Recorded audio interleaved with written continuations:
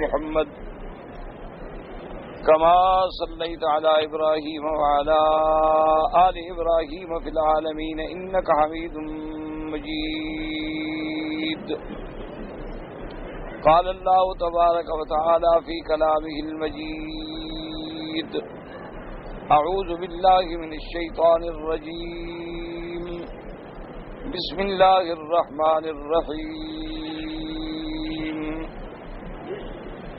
إن الله يأمركم أن تؤدوا الأمانات إلى أهلها وإذا حكمتم بين الناس أن تحكموا بالعدل إن الله نعم ما يعظكم به إن الله كان سميعا بصيرا.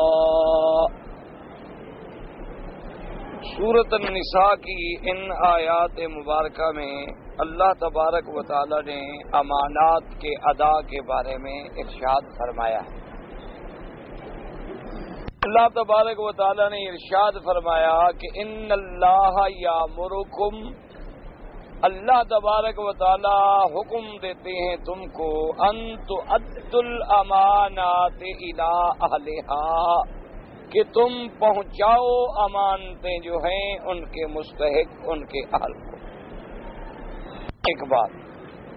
دوسرا حکم اس آیت میں یہ ہے کہ وَإِذَا حَكَمْتُمْ بَيْنَ النَّاسِ،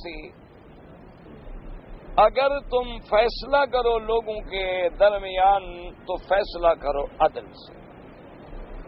اللہ تبارک و تعالی ہی سب سے بہتر تمہیں تنبیہ فرمانے والے ہیں، ہدایت فرمانے والے ہیں، اور اللہ تبارک و تعالی سننے والے ہیں اور دیکھنے والے ہیں.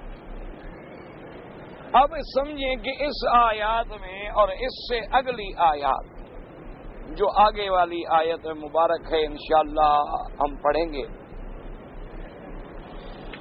بڑے عظیم ترین احکام ہیں. انسان کی انفرادی زندگی ہو یا اجتماعی زندگی ہو. اسی طرح علماء امت نے اور فقہاء امت نے یہ بھی ارشاد فرمایا ہے کہ ان آیات مبارکہ میں اللہ تبارک و تعالی نے ایک بہتر حکومت کے لیے بھی ساری ہدایات کا خلاصہ جمع کر دیا ہے. اب سب سے پہلی بات تو سمجھیں ادائے امانات. حکم یہ ہے کہ ہر انسان، اب پہلی بات یہ ہے کہ بعض علماء فرماتے ہیں کہ یہ حکم کن کو دیا گیا ہے. بعض کہتے ہیں یہ حکم ہے امراء کو، حکام کو، اور بعض فرماتے ہیں علماء کو، بعض فرماتے ہیں کہ نہیں یہ تو حکم عام ہے، سب کو شامل ہے، کہ ہر شخص کی یہ ذمہ داری ہے کہ وہ امانت جو ہے اس کے اہل کے سپرد کرے. اب سمجھیں کہ امانات سے مراد کیا ہے. اب امانات جو ہیں ایک تو ہیں حقوق اللہ میں اور ایک ہیں حقوق العباد میں. اللہ کے جو بندے بے حقوق ہیں گویا وہ بھی امانت ہیں، جیسے نماز ہے، روزہ ہے، زکوٰۃ ہے، حج ہے. جتنے اللہ کے بندے بے حق ہیں یہ بھی امانتیں ہیں، ان کو بھی ٹھیک ٹھیک ادا کرنا ہے. یہ بھی امانات میں شامل ہے. اللہ کے نام پہ کسی نے نذر مانی ہے، منت مانی ہے، قربانی ہے، جتنے شریعت کے احکام اللہ نے ہمارے ذمے لگائے گویا یہ امانتیں ہیں کہ ہم ان کو صحیح صحیح ادا کریں. اگر ایک آدمی نماز تو پڑھ رہا ہے لیکن نماز کے شروط ارکان کی رعایت نہیں کر رہا تو معنی کیا ہے کہ وہ صحیح امانت ادا نہیں کر رہا. اگر ایک آدمی نے نماز پڑھی لیکن وضو صحیح نہیں ہوا تب بھی امانت صحیح نہ ادا ہوئی.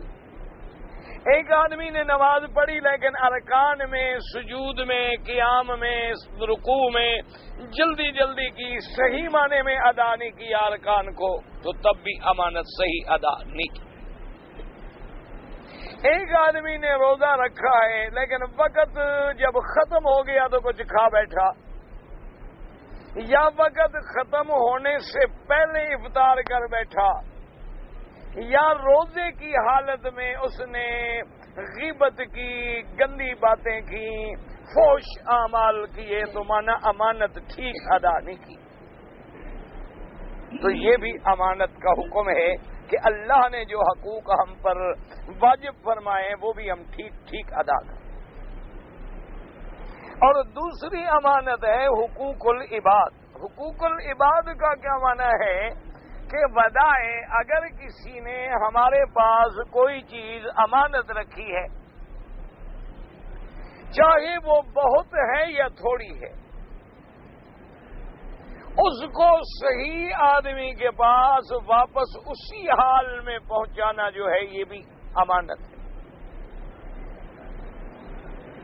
اور حضور صلی اللہ علیہ وسلم نے سرکار مدینہ رحمت دو جہاں صلی اللہ علیہ وسلم نے فرمایا کہ ہر گناہ کا کفارہ ہو سکتا ہے، ہر گناہ جو ہے وہ نیکی کے ساتھ یا توبہ کے ساتھ دھل سکتا ہے، لیکن یہ بندے کی جو امانات ہیں اور حقوق العباد ہیں یہ نہیں دھل سکتے، اس کا ادا کرنا ضروری۔ یعنی اب دیکھیں کہ اسلام حج، ہجرت، جہاد فی سبیل اللہ سارے گناہوں کو دھو دیتا ہے، لیکن بندوں کے حقوق نہیں مٹتے۔ مثلاً آدمی جب حج پڑھ کے آتا ہے تو صحیح حدیث مبارک میں ہے کہ جب وہ طواف زیارت کر رہا ہوتا ہے تو فرشتے اس کو مبارک دیتے ہیں کہ بھئی حاجی مبارک ہو، آج تم گناہوں سے دھل کے، پاک ہو کے، صاف ہو کے اللہ کے گھر میں کھڑے ہو۔ تو سارے گناہ مٹ جاتے ہیں، لیکن حقوق العباد حج سے بھی معاف نہیں ہوتے۔ حقوق العباد میں صرف پیسہ نہیں ہوتا، یاد رکھیں کہ ہمارے پاس کسی نے زیور رکھا، دولت رکھی، پیسہ رکھا، یہ امانت ہے۔ حقوق العباد میں ہر چیز، اگر ہم نے کسی بندے کو مارا ہے تو یہ بھی اس کا ہم پر حق ہے، ہم نے کسی بندے کو گالی دی ہے، کسی بندے کی غیبت کی ہے، کسی بندے کا ناحق گلہ کیا ہے، کسی بندے پہ ہم نے ناحق تہمت لگائی ہے، یہ سب اس کے حقوق ہیں، اور اس کے بارے میں بھی ہمیں قیامت میں جواب دینا ہے کہ آپ نے یہ حق ادا کیا، معافی مانگی، آپ نے دنیا میں اس سے حق بخشوا لیا، یہ ادائے امانات ہے۔ اور علماء کرام اور فقہائے عظام نے یہ لکھا ہے کہ یہ سمجھو کہ صرف یہ امانات نہیں ہیں، بلکہ ہر وہ آدمی جس چیز پر امین ہے، کیا مانا، آپ کو کسی گھر پہ کسی نے رکھا ہے میرے گھر کی نگرانی کرو، تو اب یہ بھی امانت۔ آپ کو کسی نے دکان پہ رکھا ہے اور دکان کے بضاعت سامان جو ہے وہ بھی امانت۔ اسی طرح علماء اور فقہائے امت نے لکھا کہ ہر عورت جو ہے اس کا اپنا بدن جو ہے وہ بھی اس کے شوہر کی امانت ہے کہ اس میں خیانت نہ کرے، اس کے مال میں خیانت نہ کرے، اس کی عزت و عصمت میں خیانت نہ کرے، یہ بھی امانت ہے۔ اور اسی طرح کسی آدمی کو ملازمت ملی ہے، وہ افسر ہے، وہ کلرک ہے، وہ وزیر ہے، وہ مشیر ہے، وہ چپراسی ہے، وہ عہدہ بھی امانت ہے کہ اس عہدے کی ذمہ داری جو ہے وہ پوری ادا کرے۔ اسی طرح جیسے ایک ملازم ہے، اس نے اپنے مالک سے 8 گھنٹے کا عقد کیا ہے، عہد کیا ہے نوکری کا، تو اب وہ 8 گھنٹے ٹھیک ڈیوٹی دینا جو ہے اس کے ذمہ امانت۔ یہ نہیں ہے کہ جیسے آج کل ہمارے حالات ہیں کہ 7:30 بجے دفتر کھلنا ہو تو ملازم انشاءاللہ 9 بجے تشریف لائیں گے، اور 9 بجے آنے کے بعد ناشتہ بھی دفتر میں کریں گے، چائے وائے بھی دفتر میں پیئیں گے، اور چپراسی سے کہہ دیں گے بھی کوئی پوچھے تو صاحب میٹنگ میں ہے، میٹنگ ختم ہی نہیں ہوتی، بڑے مصروف ہیں صاحب، اندر بہت بزی بیٹھے۔ تو یہ بھی امانت میں خیانت، حتیٰ کہ اس کے اسباب نزول میں جو علماء نے واقعہ لکھا ہے اور احادیث میں آتا ہے، اس سے تو یہ بھی ثابت ہوتا ہے کہ اگر کافروں کی بھی کوئی چیز ہمارے پاس ہے تو وہ بھی امانت ہے، وہ بھی ہم نے دینی ہے۔ جیسے کہ سرکار مدینہ صلی اللہ علیہ وسلم جب آپ ہجرت کے لیے اللہ نے حکم دیا تو ہجرت میں جانے کی وجہ کیا تھی کہ کافروں نے مشورہ کر لیا تھا حضور صلی اللہ علیہ وسلم کے قتل کرنے کا۔ اللہ نے حکم دیا کہ آپ ہجرت فرمائیں، تو حضور صلی اللہ علیہ وسلم نے سیدنا علی رضی اللہ تعالیٰ عنہ کو بلایا اور آپ نے فرمایا کہ علی تمہارے ذمہ 2 کام ہیں، ایک کام تو یہ ہے کہ میرے پاس یہ کافروں کی کچھ امانتیں ہیں، تو جب میں ہجرت کر کے الحمدللہ چلا جاؤں تو یہ امانت ہر آدمی کی اس کے گھر میں پہنچانی ہے، اور دوسری آپ کی ذمہ داری یہ ہے کہ رات میرے گھر میں، میرے کمرے میں، میرے بستر پہ میری چادر اوڑھ کے سو جانا ہے، تاکہ اگر کافر جھانکیں، دیکھیں، معلوم کرنے کی کوشش کریں تو انہیں یہ معلوم ہو کہ اللہ کے پیغمبر آرام فرما رہے ہیں، اور ہمیں موقع مل جائے مکہ مکرمہ سے نکل جانے کا تو میرے بستر پہ بھی آرام کرنا ہے۔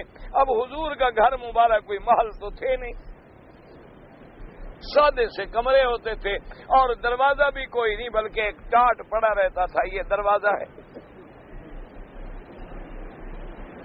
صلی اللہ علیہ وسلم۔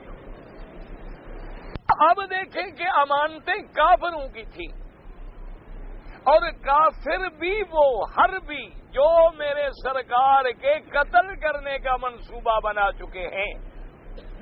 ہر قبیلے کا ایک بندہ مسلح جو ہے وہ حضور کے گھر پہ پہرا دے رہا ہے قتل کرنے کے لیے، لیکن حضور نے فرمایا علی امانتیں پہنچاؤ، امانتیں ہم نے دینی۔ تو مسئلہ نکلا کہ اگر آپ کے پاس کسی کافر کی بھی امانت ہے تو وہ آپ کو پوری پوری دینی۔ تو سیدنا علی رضی اللہ تعالی عنہ آپ نے وہ تمام ودائع جتنے ہیں حضور صلی اللہ علیہ وسلم نے ان کے سپرد فرمائے، اور سیدنا علی رضی اللہ تعالی عنہ حضور صلی اللہ علیہ وسلم کے بستر پہ بھی آرام فرما ہوئے۔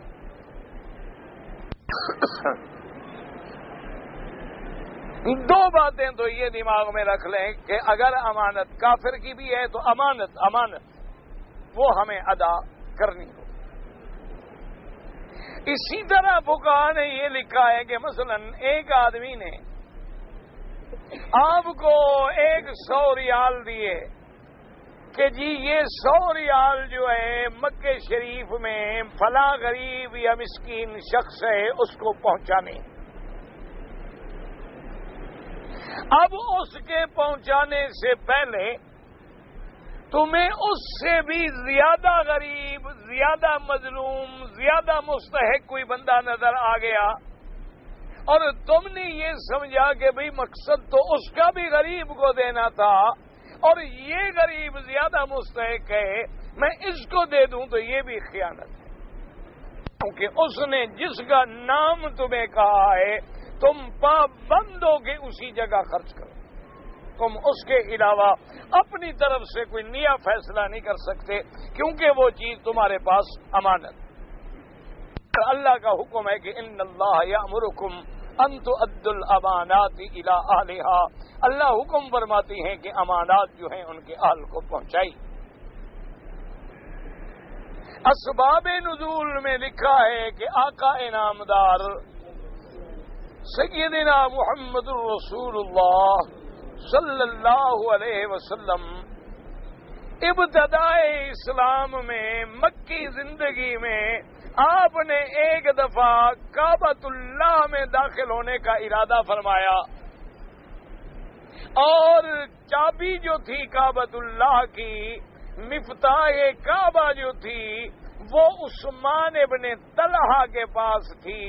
تو شیبہ، بنو شیبہ قبیلے کا آدمی تھا، اس کے پاس چابی تھی۔ حضور صلی اللہ علیہ وسلم تشریف لائے، آپ نے ارادہ فرمایا کہ میں کعبے میں داخل ہوں۔ اس زمانے میں بھی کچھ دنوں کے بعد کعبے کا دروازہ کھولتے تھے قریش اور لوگ داخل ہوتے تھے۔ جب میرے آقا داخل کے ہونے کے ارادے سے آئے، عثمان بن طلحہ سے کہا تو اس نے کہا کہ نہیں، آپ داخل نہیں ہو سکتے۔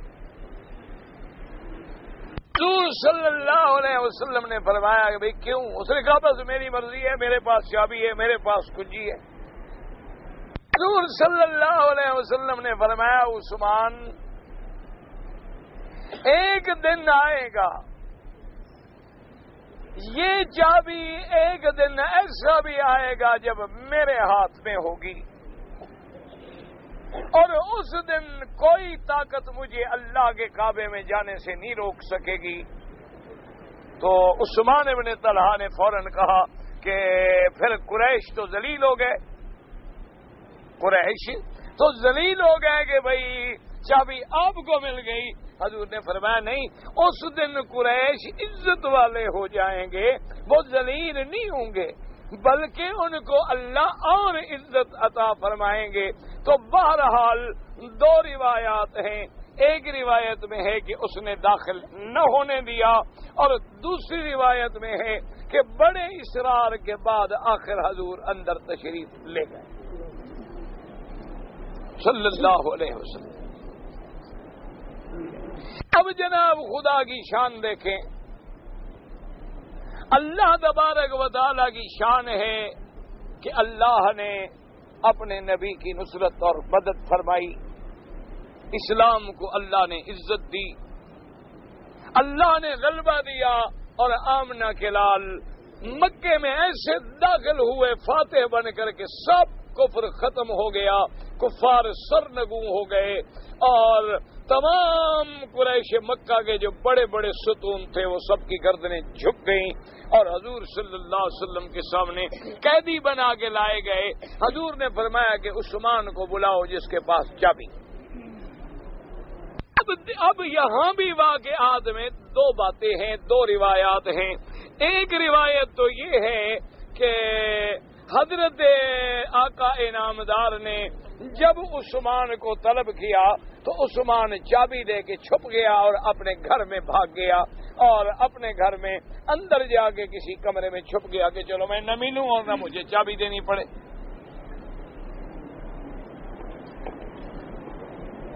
اور دوسری روایت میں یہ ہے کہ اس نے یہ کیا کہ چابی اپنے پاس رکھ لی اور خود کعبے کی چھت پہ چڑھ گیا کہ بھی اب اللہ کے کعبے کے اوپر تو مجھے نہیں ماریں گے۔ اس کا مقصد یہ تھا کہ جب میں کعبۃ اللہ کے اندر آ جاؤں گا یا کعبے کی چھت پہ چلا جاؤں گا تو اب اللہ کے نبی تو مجھے نہیں ماریں گے، نہیں سختی کریں گے، تو میں چابی نہیں دوں گا۔ حضور صلی اللہ علیہ وسلم نے سیدنا علی رضی اللہ تعالی عنہ کو حکم فرمایا کہ عثمان کو پکڑو اور اسے کہو کہ چابی لے آ۔ بعض ان روایات کو سامنے رکھ کر بعض ہمارے بھائی جو ہیں، اللہ ہم کو بھی سب کو ہدایت کا راستہ نصیب فرمائے، وہ اسی سے خدا جانے، اب یہ نیتوں کے معاملے تو اللہ جانتا ہے کہ یا وہ مسئلے کو سمجھے نہیں یا محبت میں آ کے دھوکہ کھا گئے ہیں یا آمدن لوگوں کو گمراہی میں ڈالتے ہیں۔ اب نیت کا معاملہ تو اللہ کے ہاتھ میں ہے، ہمیں کیا پتا ہے کہ کہنے والے کی نیت کیا تھی، لیکن انہوں نے ان واقعات سے ایک بہت بڑا مسئلہ گھڑا ہے۔ انہوں نے کہا دیکھیں جی کہ حضور نے جب ہجرت کی تو امانتیں اپنی حضرت علی کے سپرد کی، نمبر ایک۔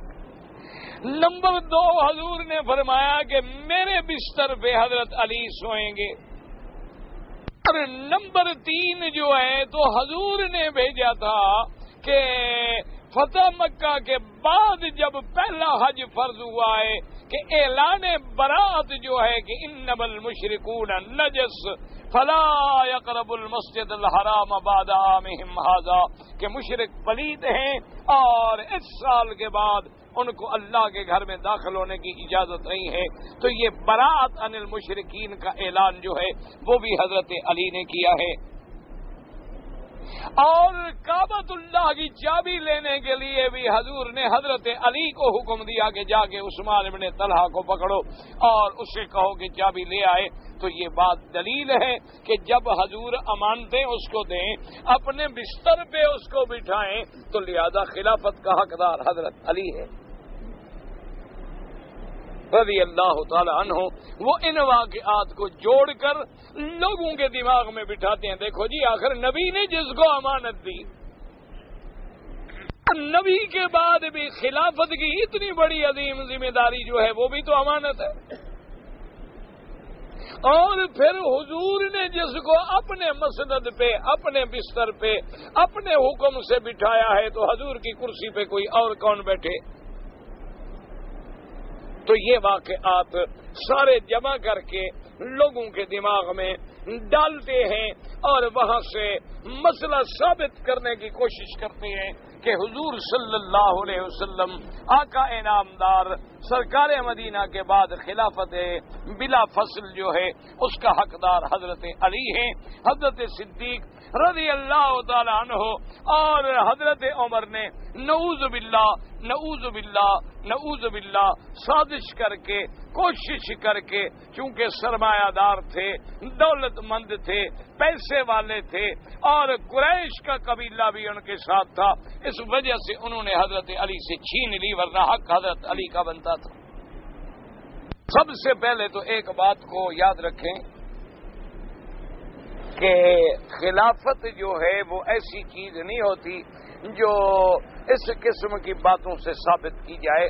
پہلے تو ہمارا ایمان ہے کہ اللہ کے نبی کے بعد خلافت کا مسئلہ جو ہے وہ مسلمانوں کے ذمہ تھا کہ جس کو چن لیں، بس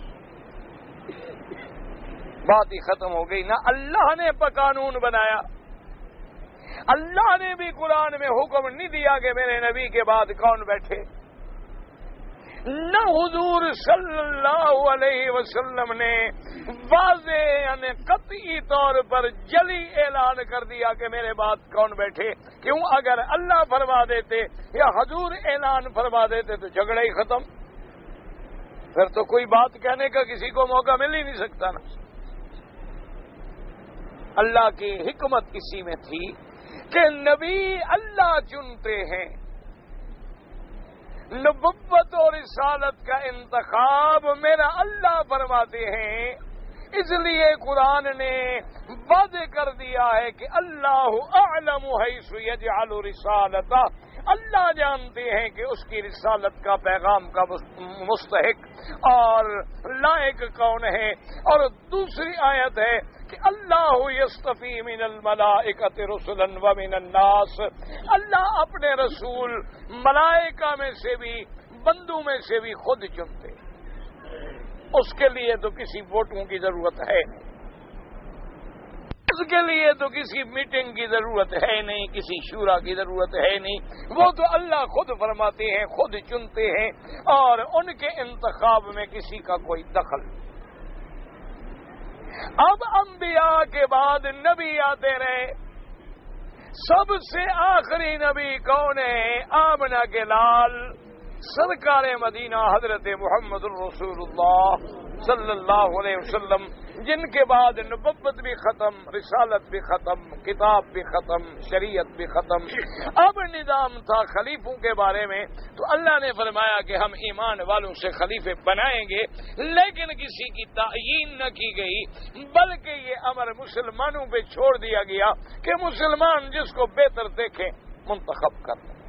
تو اس لیے پہلی بات تو یہ ہے کہ کوئی لڑائی جھگڑے کی ضرورت نہیں، ایسے مسئلے اور ایسی قصے سارے اکٹھے کرنے کی ضرورت ہی نہیں، بلکہ حضور کے بعد مہاجرین و انصار کے اجتماع میں جب سیدنا صدیق کے نام پر اتفاق ہو گیا تو جھگڑے کی ضرورت ہی نہیں۔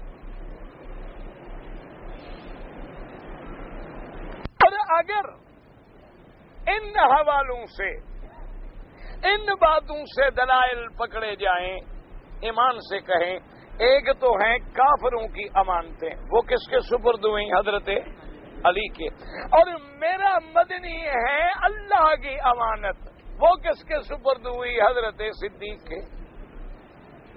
تو وہ امانتیں زیادہ قیمتی تھیں یا یہ امانت زیادہ قیمتی ہے؟ ان کے ذمے تو یہ لگا کہ ان امانتوں کی حفاظت کرو، لیکن حضرت صدیق کے ذمے کیا تھا کہ محمد مدنی کے خادم بن کے حفاظت کریں۔ اچھا، حضرت علی لیٹے حضور کے بستر پہ آمنا و صدقنا، اور محمد مدنی لیٹے ابو بکر کی گود میں، خود فیصلہ کریں پھر افضلیت کس کی ہوگی؟ ایک صرف بستر پہ سو رہا ہے اور ایک کی اپنی گود میں آمنہ کے لال غار سور میں سو رہے ہیں، تو ان دونوں میں سے پھر افضلیت کا فیصلہ خود فرما لیں۔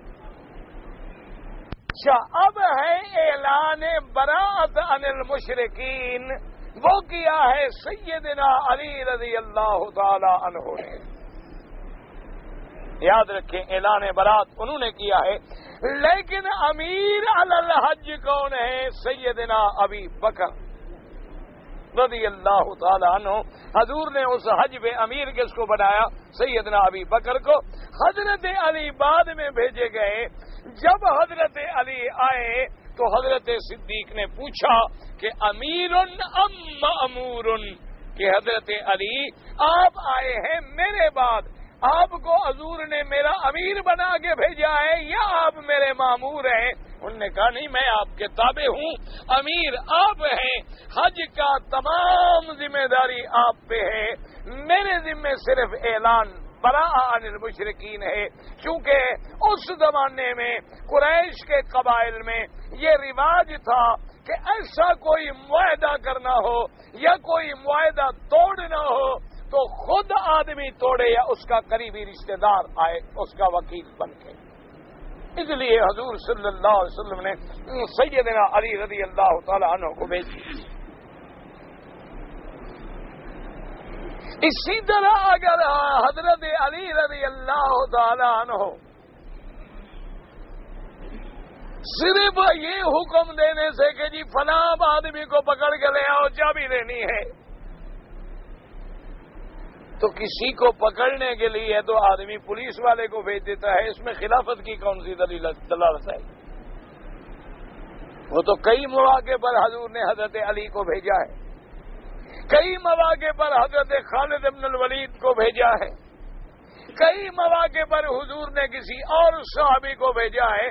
تو ایسی کہانیاں بنا کر ادھر ادھر سے واقعات اکٹھے کر کے، یاد رکھیں کبھی بنیادی مسئلے حل نہیں ہوتے، بنیادی مسائل وہی ہیں جو اصول ہیں، جو طریقے ہیں، جو استدلالات ہیں۔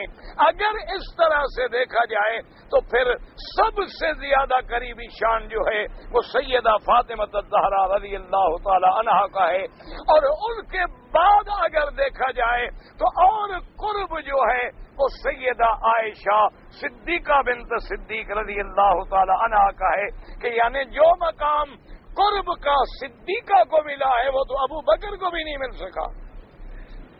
بھئی آدمی کے بیوی جتنی قریب ہو سکتی ہے کوئی اور قریب ہو سکتا ہے، لیکن اس کا مطلب یہ ہے کہ اس مقام قرب کو دیکھ کر ہم کہیں کہ حضور کے بعد اب خلافت پہ بی بی عائشہ بیٹھے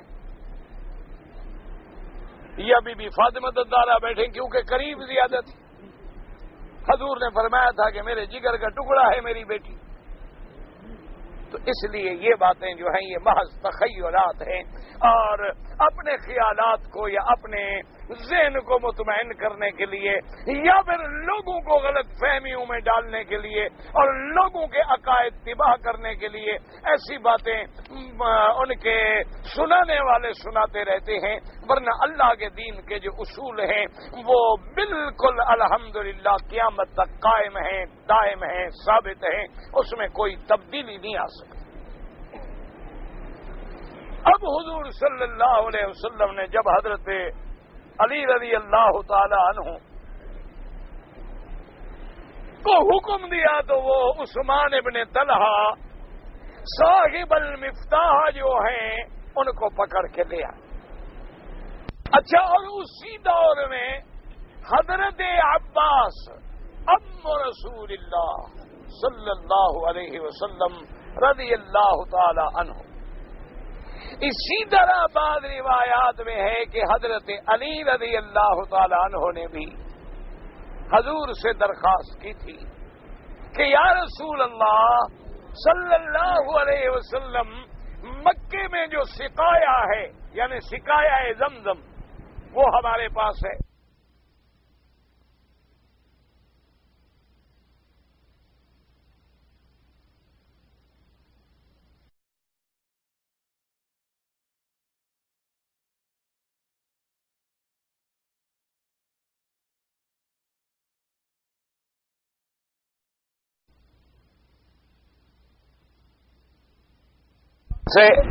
ایک مفتاح کعبہ جو ہے وہ ہمارے پاس نہیں ہے، مہربانی کریں اللہ جب آپ کو مکہ فتح کر دیں، آپ کا غلبہ ہو جائے تو چابی بھی ہمیں مل جائے تو ہمارے خاندان کا اعزاز مزید مکمل ہو جائے گا۔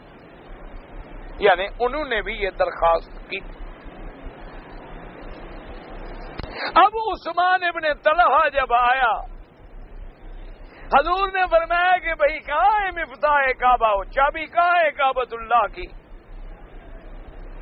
تو اس نے جلدی سے کہا چابی دی، اب کیا کر سکتا تھا، جلدی سے چابی دی اور کہا کہ یہ آپ کے پاس امانت ہے۔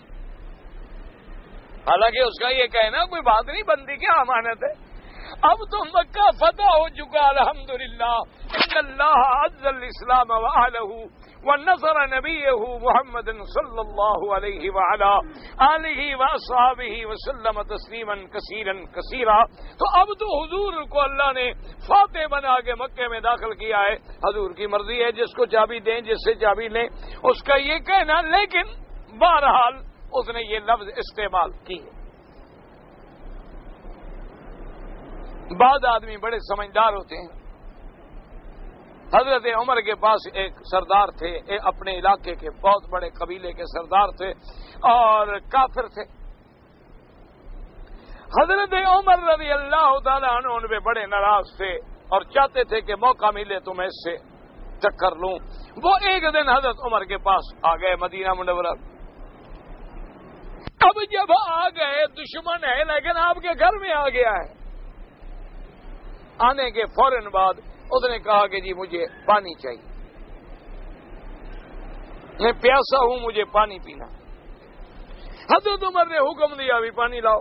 پانی جب آیا تو اس نے گلاس ہاتھ میں پکڑ لیا۔ اس نے کہا حضرت عمر بات یہ ہے کہ آپ مجھ پہ ہیں بڑے ناراض، مجھے پتا ہے، لیکن پانی پینے تک مجھے مہلت ہے، ایسا تو نہیں میں پانی پینے تک مجھے قتل کر دیں آپ۔ حضرت عمر کا جلال تو مشہور تھا۔ حضرت عمر نے فرمایا نہیں پی لو پانی۔ اس نے گلاس رکھ دیا، اس نے کہا جب تک میں پانی نہیں پیتا تو امان میں تو ہوں نا۔ اس نے کہا جی آپ نے مجھے امان دی ہے کہ جب تک میں پانی نہ پیوں آپ مجھے قتل نہیں کریں گے، میں نہیں پیتا۔ حضرت عمر رضی اللہ تعالی نے فرمایا بھی آدمی بڑا ذہین ہے، تو اس نے اپنی امان کا ایک راستہ ڈھونڈ لیا۔ تو عثمان ابن طلحہ نے بھی دراصل چابی سے، چونکہ اللہ کے گھر کی چابی کوئی معمولی اعزاز تو نہیں ہوتا نا، کعبۃ اللہ کی چابی جس کے ہاتھ میں ہو یہ کوئی معمولی اعزاز تو نہیں۔ یہ تو ان کو پتا ہے نا، جن لوگوں کو دل میں اللہ کے گھر کی قدر۔ تو اس نے جلدی سے چابی دی اور کہا کہ حضور چابی تو ہے لیکن آپ کو امانت میں دے رہا ہوں۔ حضور پاک مسکرائے آپ نے فرمایا کہ عثمان تمہیں وہ وقت یاد ہے میں نے چابی مانگی تھی؟ میں کہا حضور یاد ہے۔ تم نے چابی دی تھی مجھے؟ میں کہا حضور میں نے نہیں دی۔ حضور نے فرمایا تمہیں وہ وقت بھی یاد ہے میں نے کہا تھا کہ ایک وقت آئے گا یہ اللہ کے گھر کی چابی میرے ہاتھ میں ہوگی اور کوئی مجھ سے نہیں چھین سکتا۔ آج دیکھو وہ میری بات سچی ہو گئی، چابی میرے ہاتھ میں ہے کہ نہیں ہے اور کوئی مجھ سے چھین سکتا ہے؟ تو اس نے کہا کہ نہیں یا رسول اللہ، آپ نے جو کچھ فرمایا تھا وہ سچ فرمایا ہے، آج آپ سے چابی کون لے سکتا؟ اب یہاں پر آ کر روایات کے اندر ایک تو یہ بات ہے کہ اسی وقت فیصلہ کیا، ایک ہے کہ حضور کعبے کے اندر تشریف لے گئے، یعنی اس بات کو رہنے دیا اور دروازہ کھلوا کے اندر تشریف لے گئے۔ جتنی دیر اندر حضور رہنا چاہتے تھے رہے، اور اس کے بعد صحابی فرماتے ہیں، حضرت علی بھی فرماتے ہیں رضی اللہ تعالیٰ عنہ کہ میں نے پہلے حضور کی زبان مبارک سے یہ آیت نہیں سنی تھی، اس لیے علماء نے لکھا ہے کہ یہ آیت جب نازل ہوئی تو حضور کعبے کے اندر تھے کہ ان اللہ یامرکم ان تؤدوا الامانات الی اہلها، اللہ حکم فرماتی ہے کہ امانتیں ان کے اہل کو لوٹائی جائیں۔ علماء نے لکھا کہ چاہے یہ چابی امانت نہیں بنتی تھی لیکن ظاہری طور پر ایک لفظ امانت آ گیا، اللہ نے اس کی بھی رعایت فرمائی، اور حضور جب باہر آئے کعبے کے فرمایا این عثمان، حضور نے فرمایا عثمان کا ہے؟ اس نے کہا حضور میں موجود۔ فرمایا خذها خالدتن تالدتن، آپ نے فرمایا کہ عثمان اب یہ چابی تم لے لو، اور میں دعا بھی کرتا ہوں یہ چابی ہمیشہ تمہارے خاندان میں رہے گی اور تم سے کوئی نہیں چھینے گا مگر کوئی ظالم۔ حضور نے فرمایا تم نے تو مجھے چابی نہ دی لیکن میں چابی بھی دیتا ہوں تمہیں، اور ساتھ دعا بھی کرتا ہوں کہ ہمیشہ چابی تیرے خاندان میں رہے۔ اور حضور صلی اللہ علیہ وسلم نے جب چابی واپس دے دی تو عثمان نے عرض کیا، اس نے کہا یا رسول اللہ آج آپ کی وہ ساری باتوں کا منظر میری آنکھوں کے سامنے ہے، آج میرے دل نے بھی یقین کر لیا ہے کہ آپ اللہ کے سچے نبی ہیں، اشہد ان لا الہ الا اللہ و اشہد ان محمد رسول اللہ۔ اب میں بھی کلمہ پڑھنا چاہتا ہوں، مجھے بھی مسلمان بنا دیں۔ اور خدا کی شان دیکھیں کہ میرے آقا کی وہ دعائے مبارک جو ہے اللہ نے ایسی منظور کی کہ آج 1418 سال گزر گئے لیکن آج بھی چابی اسی خاندان میں۔ اور علماء نے ایک واقعہ لکھا ہے، اس کی یعنی کتابوں میں تاریخی حیثیت سے وہ موجود ہے لیکن ہمیں ذاتی طور پر کسی بزرگ سے یہ بات سننے کا موقع نہیں ملا۔ کتابوں میں البتہ ہم نے بھی پڑھا ہے کہ اپنے علماء دیوبند میں سے ایک بہت بڑے بزرگ گزرے ہیں جو تقریباً تمام اکابر علماء کے بھی استاد تھے۔ انہوں نے اپنی زندگی میں ایک تلوار اور ایک قرآن پاک کا نسخہ جو تھا وہ اسی خاندان کو بھیجا اور ساتھ یہ خط لکھا کہ بھی چونکہ حضور کی دعا ہے اور چابی اللہ کی رحمت سے قیامت تک تمہارے خاندان میں رہنی ہے، تو اس حدیث کو سامنے رکھ کر میری ایک درخواست ہے کہ یہ قرآن مجید کا نسخہ ہے اور یہ تلوار ہے، یہ بھی آپ امانت لے لیں میری طرف سے، تاکہ جب آپ کے خاندان کا زمانہ ہوگا اور سیدنا عیسیٰ ابن مریم آسمانوں سے اتریں گے تو یہ ان کو حوالے کیا جائے۔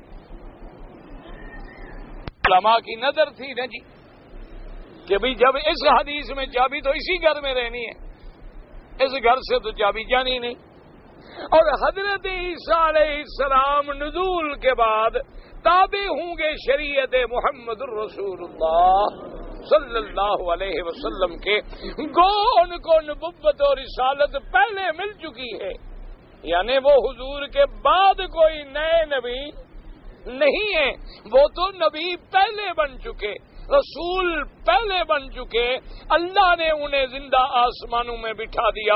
اللہ کی حکمت تھی کہ میرا مدنی ولد اسماعیل سے ہے اور مصدق ہیں اس انبیاء بنو اسرائیل کے۔ اللہ نے بنی اسرائیل کا آخری نبی آسمانوں میں بٹھا دیا کہ حضور کے بعد تو کوئی نیا نبی آئے گا نہیں، لہذا اسی کو اتار کے وہ تصدیق کرے محمد الرسول اللہ صلی اللہ علیہ وآلہ، کیونکہ ہر نبی ایک دوسرے کا مصدق ہے، ہر نبی اپنے سے پہلے نبی کی تصدیق کرتا ہے اور حضور کے بعد نبی کوئی نہیں، تو لہذا اللہ کا وہ فیصلہ بھی پورا ہونا ہے کہ آسمانوں سے عیسیٰ ابن مریم علیہ السلام اتریں گے اور وہ تابع ہوں گے میرے مدنی سرکار کے اور آپ کی شریعت پہ چلیں گے، اور اس میں اللہ کے حکم سے جب وہ آئیں گے تو وہ دور ایسا دور ہوگا انشاءاللہ کہ دجال کو بھی آپ قتل کریں گے، یاجوج ماجوج کا مسئلہ بھی آپ کے وقت میں ختم ہوگا، اور یہودیت کا فتنہ بھی آپ کے وقت میں ختم ہوگا، اور اس کے بعد صلیب کی شوکت بھی آپ کے زمانے میں ٹوٹے گی، اور اس کے بعد جزیہ بھی ختم ہو جائے گا کہ یا اسلام یا تلوار، اور اس کے بعد پوری دنیا میں عدل بھر جائے گا، اور پھر موت آئے گی اور دفن ہوں گے فی روضۃ النبی صلی اللہ علیہ وسلم، حضور کے روضہ مبارک میں، اور قیامت میں حضور کے ساتھ کھڑے صلی اللہ علیہ وسلم۔ تو اس لیے علماء کرام نے لکھا ہے کہ امانت کی ایک ظاہری شکل بھی بن گئی تو حضور نے وہ امانت لوٹا دی۔ اب اسی سے یاد رکھیں، علماء نے لکھا ہے کہ ایک بات یاد رکھیں کہ میرے مدنی پاک کی حدیث ہے، اور ایک صحابی کہتے ہیں کہ میں نے جب بھی حضور کا خطبہ سنا تو حضور یہ حدیث مبارک ضرور بیان فرماتے تھی، لا ایمان لمن لا امانت لہ۔ حضور فرماتے جس شخص میں امانت نہیں اس میں ایمان نہیں، جس میں امانت ادا کرنے کا جذبہ نہیں گویا اس میں ایمان نہیں۔ ویسے خدا کی شان ہے، ایمان، امانت، امن، ان سب کا مادہ بھی ایک، اور اسی طرح میرے آقا سرکار مدینہ صلی اللہ علیہ وسلم کا یہ فرمان ہے، آپ نے فرمایا اذا وسد الامر الى غیر آلہ فانتظر الساعہ او کما قال۔ حضور نے فرمایا کہ جب امور نااہل لوگوں کے سپرد کر دیے جائیں پھر قیامت کا انتظار کرو۔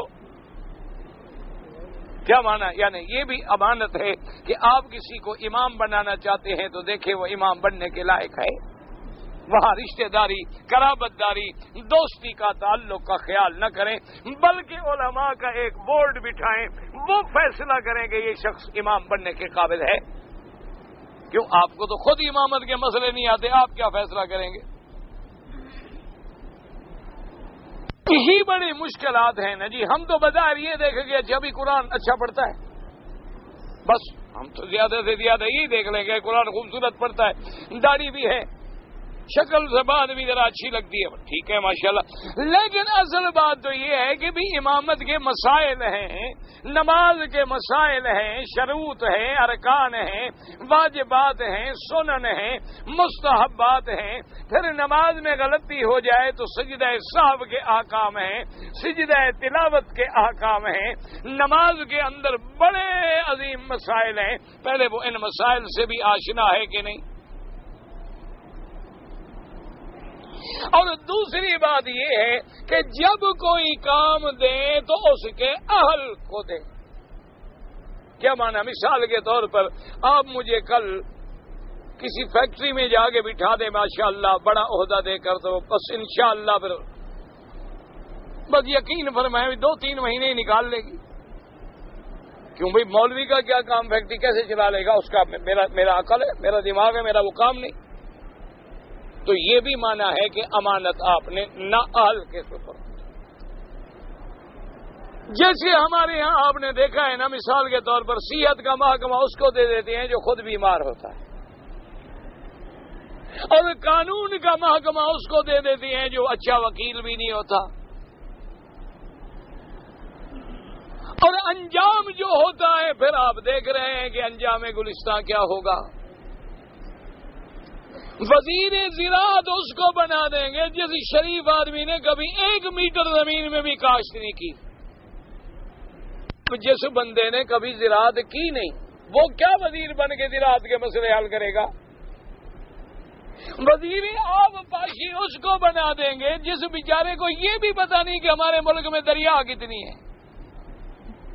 کون سی نہر کہاں سے آتی ہے اور کون سی نہر کہاں سے آتی ہے۔ اور ریلوے کا وزیر ماشاءاللہ اس کو بنا دیں گے اللہ کی رحمت سے جو بالکل اللہ معاف فرمائے اس کے احکام قواعد ضوابط کو جاننے والا بھی نہیں ہوگا۔ تو یہ بھی خیانت ہے۔ ادائے امانات کیا ہے کہ ہر عہدے پر اس کے اہل کو بٹھاؤ اور اس میں کسی برادری، کسی رشتہ داری، کسی تعلق داری، کسی اقربا پروری کا خیال نہ کریں، بلکہ جو شخص اس عہدے کے لیے اہل اور جو احتیاط کرنے والے ہیں اللہ ان پہ دیکھیں نا۔ سیدنا امیر المومنین آپ کو اللہ نے ایسی خلافت دی تھی، ایسی عظمت دی تھی کہ سیدنا عمر نے پوری دنیا میں اسلام کا جھنڈا بلند کر دیا۔ آپ کے نام سے کفر کانپتا تھا، آج بھی حضرت عمر کے نام سے کفر جلتا ہے۔ ان کو یقین ہے کہ اگر کوئی 1-2 اور ایسے عمر پیدا ہو جاتے تو پوری دنیا سے کفر مٹ جاتا۔ اتنا بڑا آدمی ہے، جب موت کا وقت آیا، اپنے بعد خلیفہ چننے کا وقت آیا، یقین فرمائیں حضرت عمر اس مقام پہ تھے جس بندے کا بھی نام لے لیتے ساری دنیا اسی کے ساتھ کھڑی ہو جاتی۔ لیکن حضرت عمر نے فرمایا لوگوں بات سنو، میں 5-7 نام تجویز کرتا ہوں، لیکن سب سے پہلے یہ کہ میرے بیٹے کو نہ بنانا۔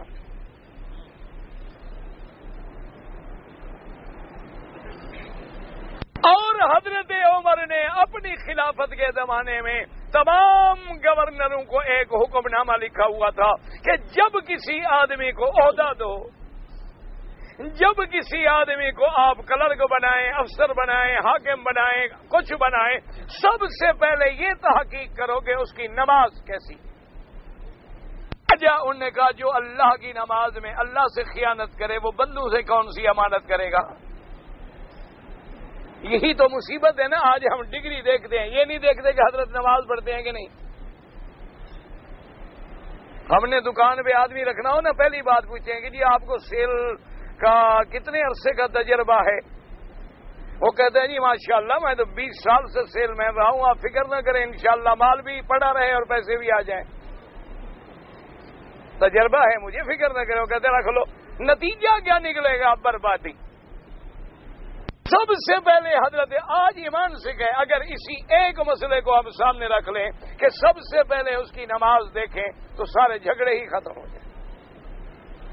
صحیح بندہ آئے مقام، اور جب صحیح بندہ مقام پہ آئے گا، صحیح فیصلے کرے گا تو پھر پوری دنیا میں اللہ کی طرف سے رحمتیں آئیں گی، برکتیں آئیں گی۔ اب دیکھیں نا جی، یہی وہ ملک ہے نا کہ جس میں پانی نہیں ملتا تھا، کھانا نہیں ملتا تھا، حاجیوں کے پیسے پہ گزارا تھا اور کھجوریں کھا کے زندہ رہتے تھے۔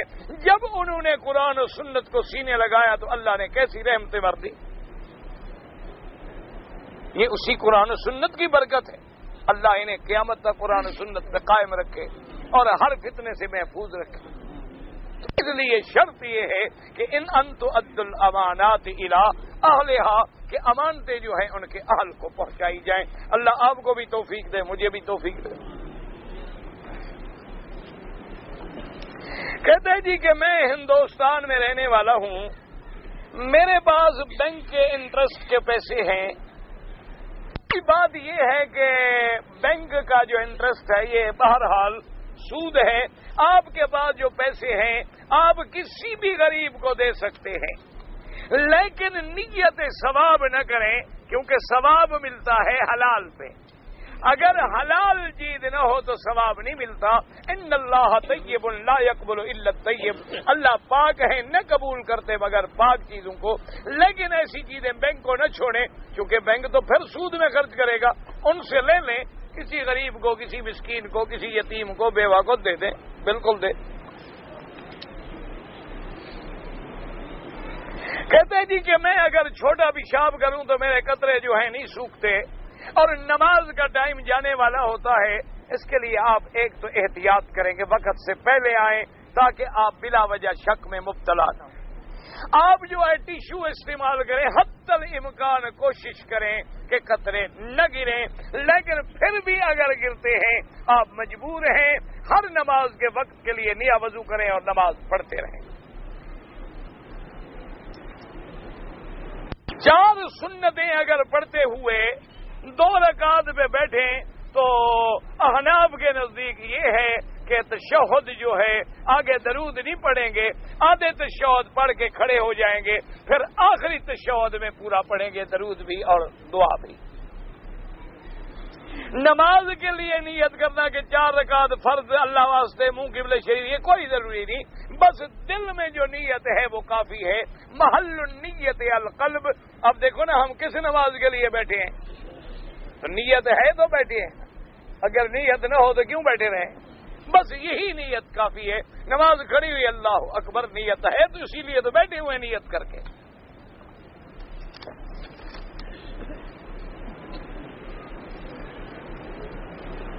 ایک آدمی پاکستان جا رہے ہیں اپنی بیوی کی میت ساتھ لے کر جمعرات کو، کیا ان کا جنازہ یہاں بھی ہو سکتا ہے؟ ہو سکتا ہے. حرم میں لے آئیں جنازہ تو یہاں بھی ہو جائے گا، کوئی منع نہیں. یہاں جنازہ پڑھا کے لے جائیں، اور بہتر تو یہ تھا کہ یہی دفن کر دیں، کیونکہ شریعت کا مسئلہ بھی یہی ہے کہ جس بندے کو جہاں موت آئے وہاں دفن کیا جائے. اور پھر ایسی جگہ ان کو کہاں ملے گی حرم کی؟ اتنی بڑی نعمت کو چھوڑ کے بعض لوگوں کا بس ایک دماغ ہے بھائی باہر سے تو کوئی ادھر لے آئے لیکن ادھر سے تو باہر نہ لے جاؤ. اگر اللہ مکے مدینے میں موت نصیب کر دے، مرنا تو ہم سب نے ہے، دعا کریں کہ ایمان پہ موت ملے اور پھر حرمین میں دفن ملے تو سبحان اللہ. بالوں کو رنگ کرنا جو ہے، سیاہ جو ہے وہ ناجائز ہے. لیکن اگر کوئی آدمی سیاہ میں مہندی ملا دے یا کوئی اور سرخ رنگ ملا دے تو خالص جو ہے وہ سیاہ نہ رہے پھر جائز ہے.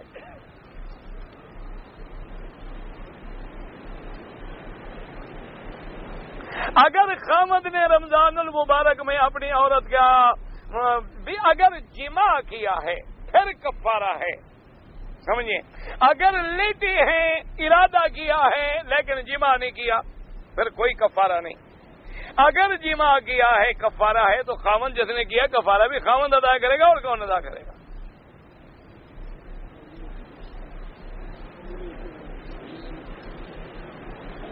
بھائی یہ ڈیانا وغیرہ کے مسئلے نہ قرآن میں نے پڑھے نہ حدیث میں، مجھے معاف رکھے. مجھے کیا پتا وہ مسلمان تھی یا نہیں تھی، اللہ کے بندے مجھے پتا ہے، میری کوئی رشتہ داری تھی نہ. آخر مجھے بتائیں، مجھ سے جو پوچھتے ہیں میری رشتہ داری تھی، تعلقات تھے. جو آپ اخباروں میں پڑھتے ہیں وہی میں پڑھتا ہوں، جتنے آپ کو معلومات ہیں اتنی مجھے معلومات. اب مجھے اس سے زیادہ کیا پتا ہو سکتا ہے؟ یہ معاملہ اللہ کے پاس ہے، اللہ کے سپرد ہے، اللہ جانے، اللہ کا کام جانے. ہم کیسی بحث کر سکتے ہیں اس مسئلے میں جس کا ہمیں پتہ ہی نہ ہو؟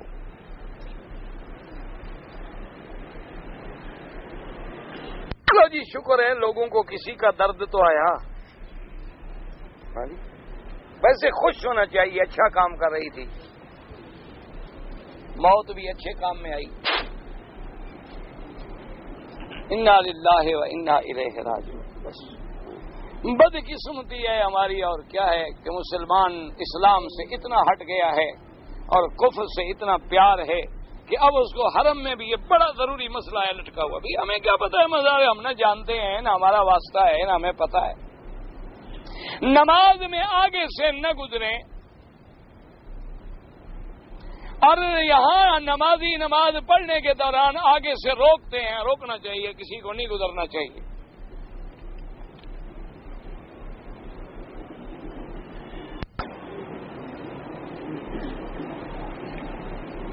میں نے اپنے بھائی کو 18,000 اور 45,000 روپے دیے تھے کہ اس وقت 1,20,000 روپے بنتا تھا کہ میرے لیے جگہ خرید لو. اس نے جگہ تو خرید لی لیکن اپنے نام کر دی. ماشاءاللہ. تو بھائی یہی کرتے ہیں نا جی. اسی لیے اب دیکھا نہیں حضرت یوسف علیہ السلام کو کنویں میں پھینک آئے تو ہمارے ساتھ کیا کرتے ہیں نا. حضرت یوسف علیہ السلام کو کنویں میں کس نے پھینکا تھا؟ بھائی نہیں تھے. تو ہمارے بھی تو بھائی پھر ایسے ہی کریں گے نا. وہ نبی کے بھائی تھے. ہم تو گناہ گار ہیں. تو اس لیے آپ ایسی بہرحال اب آپ نے جتنے پیسے دیے تھے اتنی لینے کے حقدار ہیں, زیادہ کے حقدار نہیں. ایک خیانت اس نے کی ہے تو ایک سود آپ وصول نہ کریں.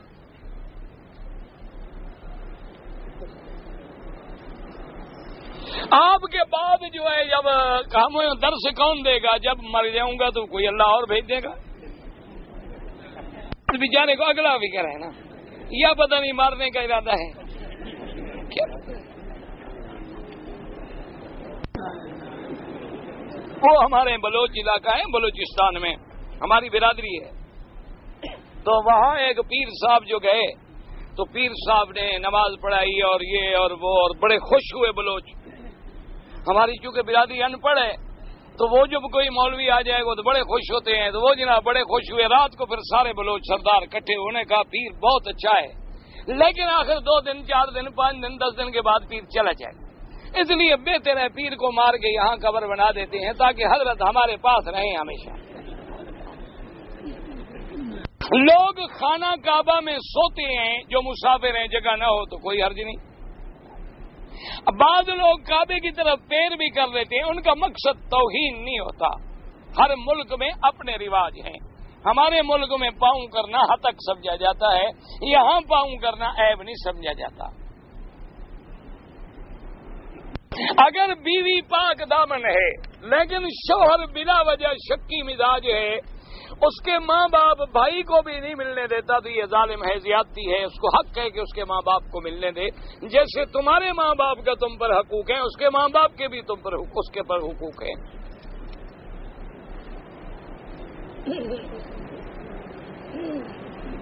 اگر کوئی شوہر اپنے بیوی بچوں کو نان نفقہ نہیں دیتا قیامت میں پکڑا جائے گا.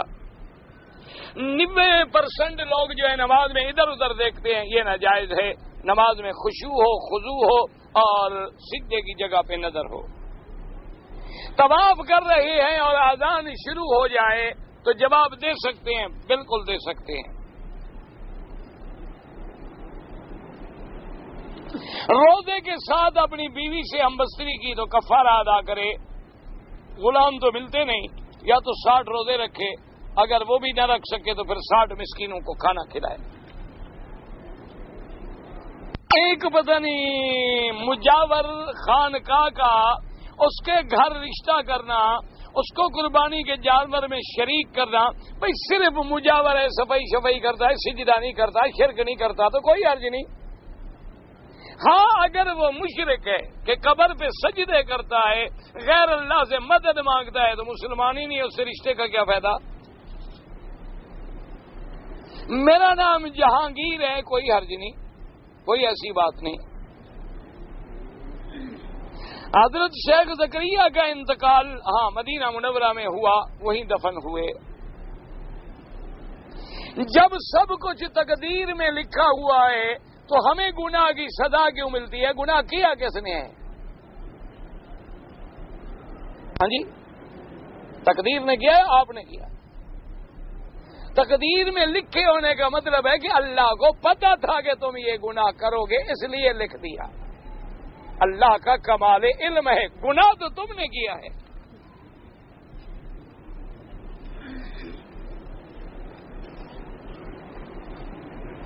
جی کہ اگر عورت عمرے پہ آئے تو اس کو چہرے پہ کپڑا نہیں ڈالنا چاہیے, لیکن اگر آگے مرد آ جائیں تو پھر کپڑا ڈال سکتی ہے.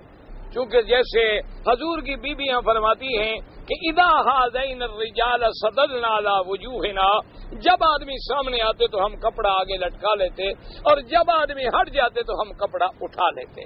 تو لہذا یہاں بھی بڑا آسان ہے کہ چادر کو یوں کھینچ لے آگے سے, منہ کو بھی نہیں لگے گی, پردہ بھی رہے گا. جس نے پردہ کرنا ہے تو مشکل نہیں, کپڑا بھی نہیں لگے گا، پردہ بھی رہے گا، اور جس نے نہیں کرنا ہے تو مسئلے پوچھنے کی ضرورت ہی نہیں۔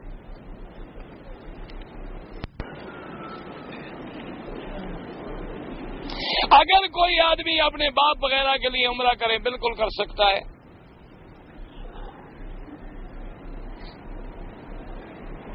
میں نے ایک عورت سے شادی کی، اس کے والد کا نام میں تبدیلی میں غلطی ہو گیا، لیکن عورت تو وہی ہے نا، نام میں غلطی ہونے سے کیا ہو جاتا ہے؟ عورت تو تبدیل نہیں ہوا نا، تو پھر نکاح پکا ہے، ماں باپ کا نام ٹھیک کر لو۔ یہ علیحدہ بات ہے کہ تم نے کوئی چکر چلایا ہو پیچھے نام بدل کے، کہ پہلے سے 20 نکاح پیچھے بھی ہو، اب ایک نام باپ کا بدل کے اور نکاح کر لیا ہو،